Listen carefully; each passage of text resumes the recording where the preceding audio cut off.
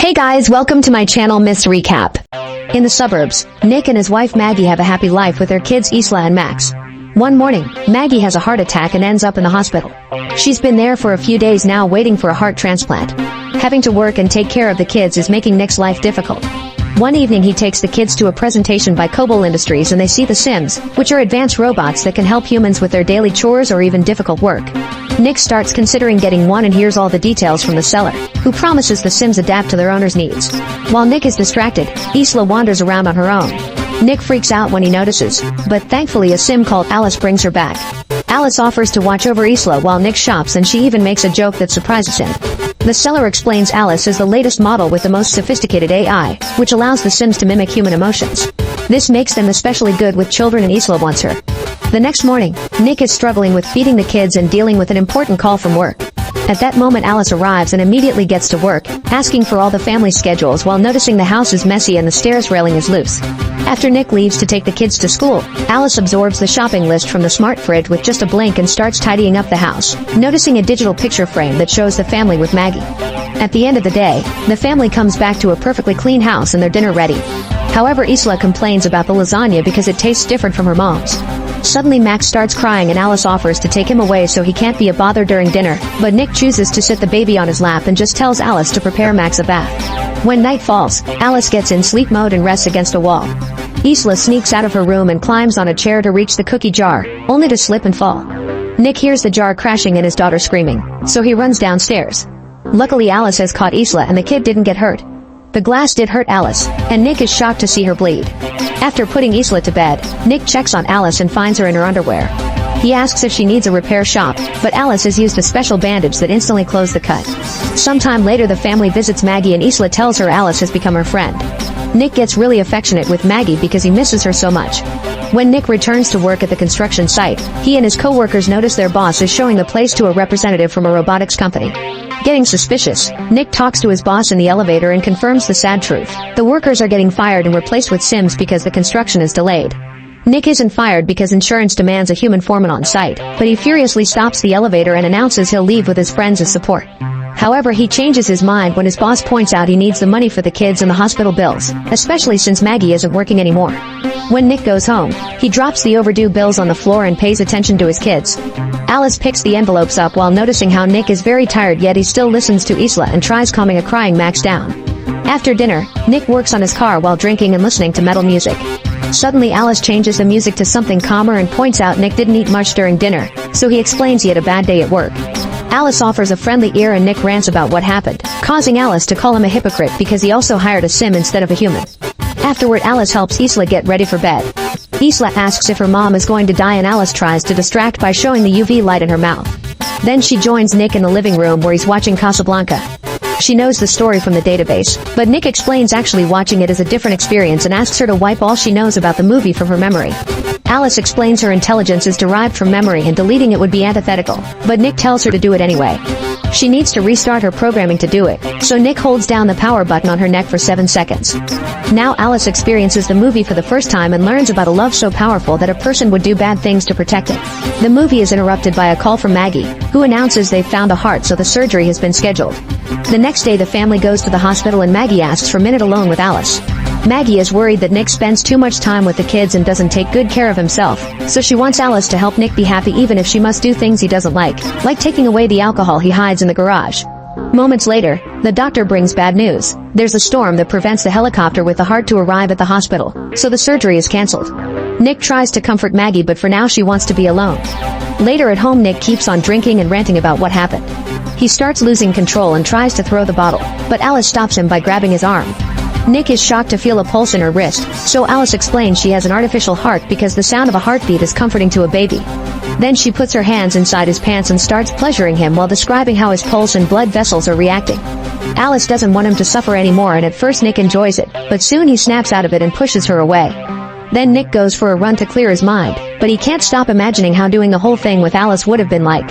Later at the hospital Maggie starts listing a bunch of advice she wants Nick to pass to their kids, clearly starting to lose hope. That night Nick notices the pictures with Maggie are missing in the digital frame and confronts Alice about it. She explains she removed the Maggie photos because they were making Isla sad, but she instantly puts them back when Nick tells her to.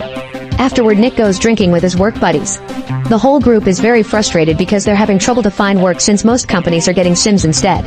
When the robot waitress comes to their table, Monty is rude to her and Nick disapproves. Then the group leaves the bar and keeps drinking in the car. Monty announces they'll have some fun and takes them to the construction site, claiming he left some tools behind and nobody picks the phone when he tried asking for them.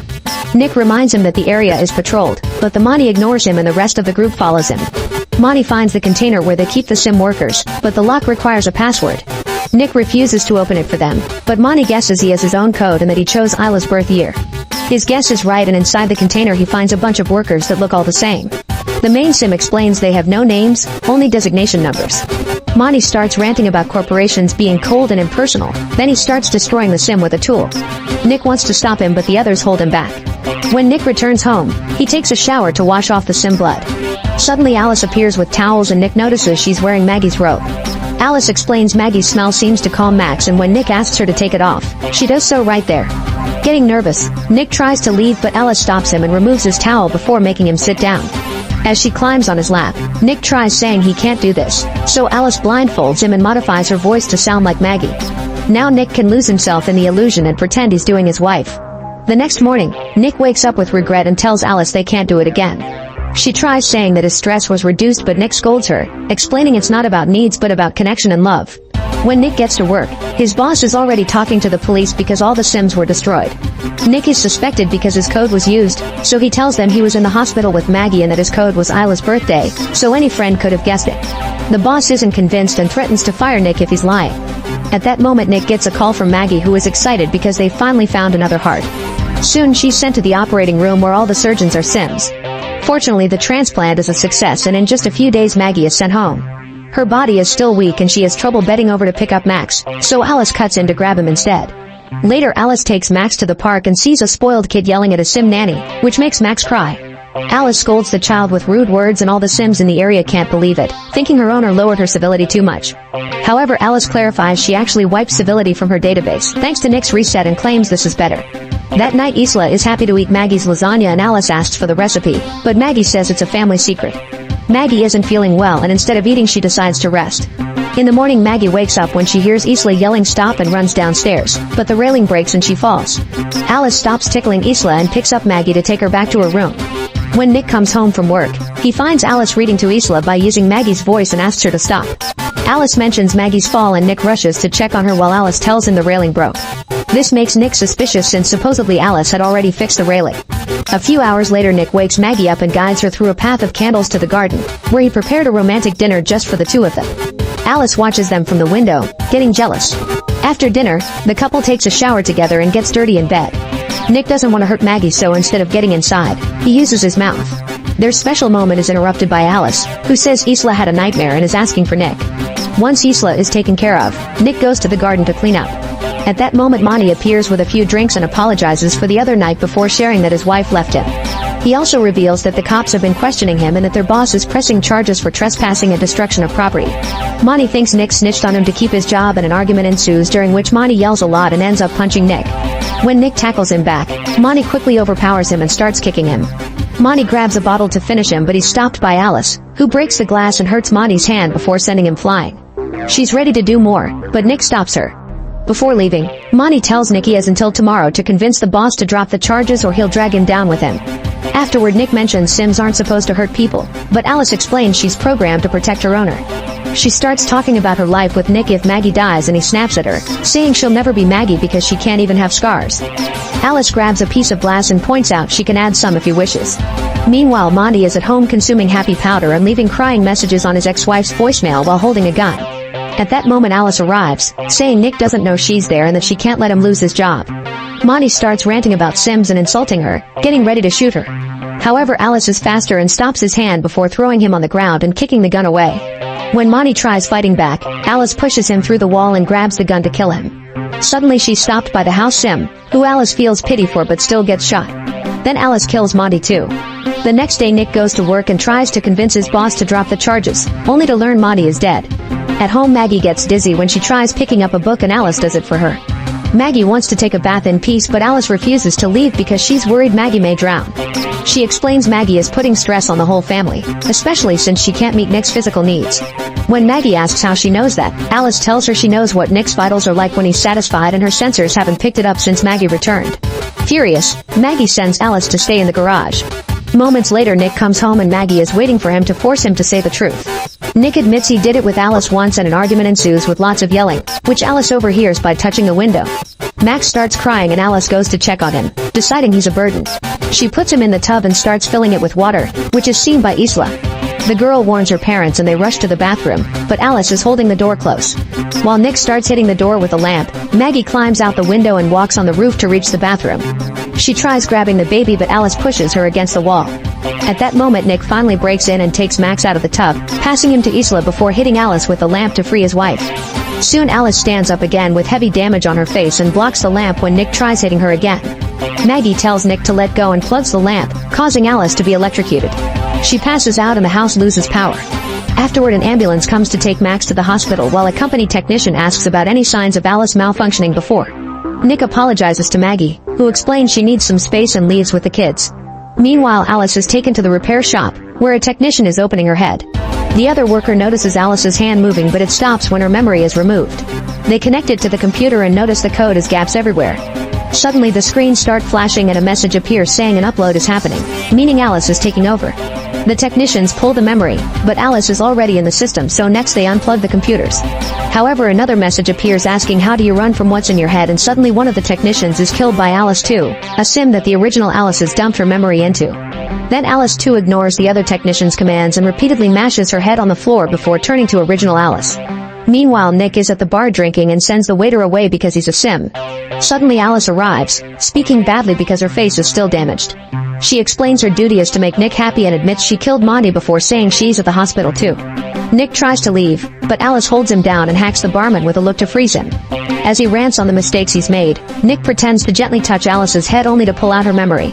After she shuts down, he runs away. At the hospital, a doctor confirms Max is fine, but Maggie is uncomfortable because he's a sim. Later, Isla hears her mother's voice and follows it while the lights change colors. The doctor is frozen and there are broken bottles on the floor, but before Isla can follow the voice again, she's dragged away by Maggie to hide. It turns out the voice is Alice 2, who tries accessing the computer and is seen by a nurse. Alice 2 grabs her by the neck to choke her to death and steal her keycard while Maggie and Isla sneak away. Then Alice 2 uses the keycard to find Max's room in the system. Suddenly Maggie accidentally steps on some glass, but she manages not to scream. Then Maggie and Isla reach Max and take him away right before Alice 2 enters the room. However, Maggie's injury is dripping on the ground and Alice 2 uses her UV light to follow the trail. When she finds the family, they use an extinguisher to distract her and run away. They forget Maggie's phone, so Nick's calls are missed, but he still keeps driving like crazy. Soon Maggie and the kids make it outside, where more Sims are frozen. Maggie takes their keycard and gets in the ambulance, but Alice 2 blocks the engine system as she rips off the door. Then she throws Maggie on top of a car and admits she wishes Nick would love her like he loves Maggie. Alice 2 grabs Maggie by the neck and inserts her nails in the surgery scar, only to be interrupted by Nick's arrival. Maggie kicks Alice 2 off and Nick runs over her with his car before crashing. As the vehicle catches on fire, Maggie hurries to get an unconscious Nick out, but he doesn't respond at all. Maggie cries as she does CPR to no avail. Suddenly the car moves and Alice 2 appears all burnt while her voice echoes in the speakers. She climbs on top of Maggie and starts choking her while getting a piece of metal from her body. When she's about to stab, Nick hits Alice with a car bumper. Alice drops the metal piece to stop him and Maggie grabs it to stab her in the face, finally shutting her down. The couple reunites while the other Sims wake up around them. The next day everyone is feeling better after some treatment and they can go home together as a family. Meanwhile, the sim company is investigating the repair shop and when they turn on the power, they find the broken code on the screens. The inspector wants to destroy it all, but at that moment his sim assistants freeze and the computer announces an upload while another Alice model opens her eyes.